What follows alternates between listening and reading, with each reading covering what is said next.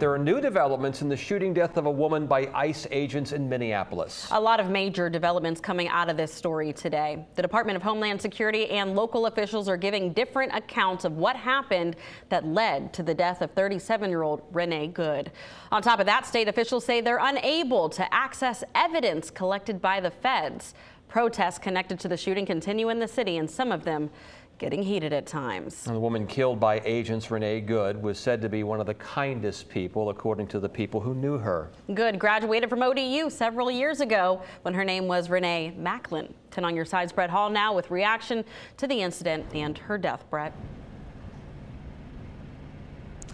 So there's no students here for the most part right now. They're still in their winter term. However, we're hearing from some of those who did know Good during her time here at Old Dominion University, now regretting that they're remembering her in another case of violence that many people witnessed in this country. The 37-year-old was not from here, but certainly seemed to make an impact during her time at the College of Arts and Letters. According to the Instagram of one professor, who said he was sickened and heartbroken by the news, Good was a mother of 3 who worked multiple jobs to put herself through school.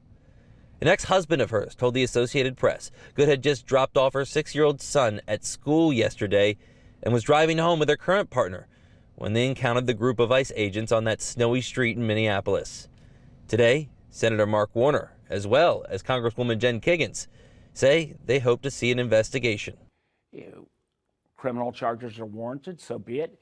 If there is the decision by the court that this was an act of self-defense, so be that as well. But I think one of the bottom line takeaways is that law enforcement has a job to do, and they have a tough job, and ICE is part of that mission. And so we've seen rhetoric from the Democrats come out about law enforcement and maybe not being on their side, and it's a reminder to people too that law enforcement is doing a job.